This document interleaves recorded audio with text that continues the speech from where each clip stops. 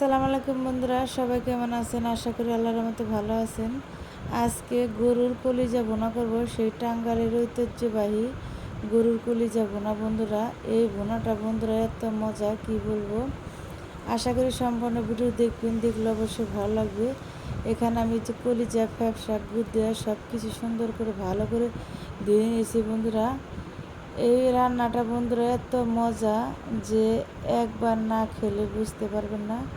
আমি এখন রান্না করে নেব, দিয়ে দেবো তেল। তেলটা দিয়ে আমি দিয়ে দেবো দারচিনি, তেজপাতা, তারপর দিয়ে দেবো এলাচ, দিয়ে সুন্দর একটু নেড়ে চেড়ে নিয়ে তারপর আমি বন্ধুরা দিয়ে দেবো এখানে পেঁয়াজ কুচি। পেঁয়াজ কুচিটা দিয়ে আমি নেড়ে চেড়ে নেব যে পর্যন্ত এটা বাদামি কালার না আসবে, এ পর্যন্ত আমি নেড়ে চেড়ে নেব যেন পেঁয়াজ নিচে ধরে না যায়। এই যে বন্ধুরা আমার প্রায় ভাজাটা হয়ে গেছে।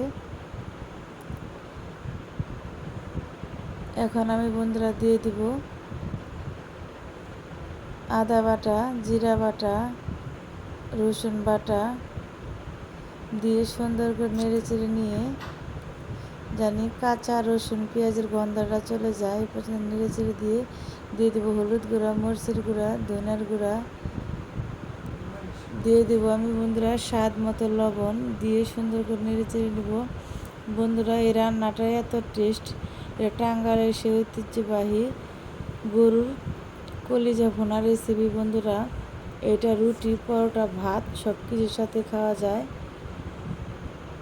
দেখেন বন্ধুরা মশলাটা কি কালার হয়েছে, গ্রেভিটা একদম ঘন হয়ে গেছে, ভিতর থেকে একটি স্মেল গ্রান আসতেছে। আপনাদের দেখানো যায় না, গ্রানটা এত ভালো লাগতেছে, গ্রানটা চুলার বা একদম ম করতেছে গ্রানে। দেখেন তেলটা উপর থেকে বেশি হয়েছে, চপচপ করতেছে।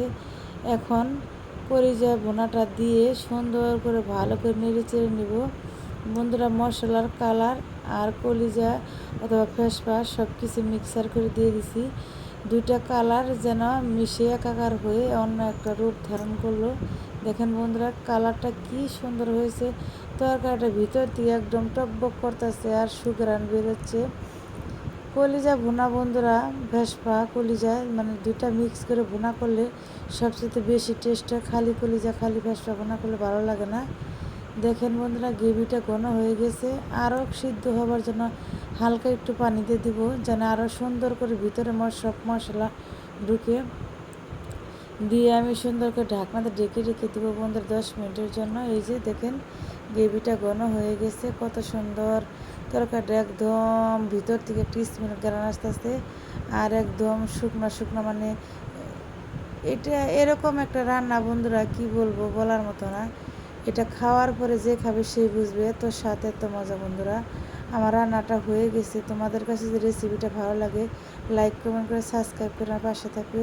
আল্লাহ হাফেজ।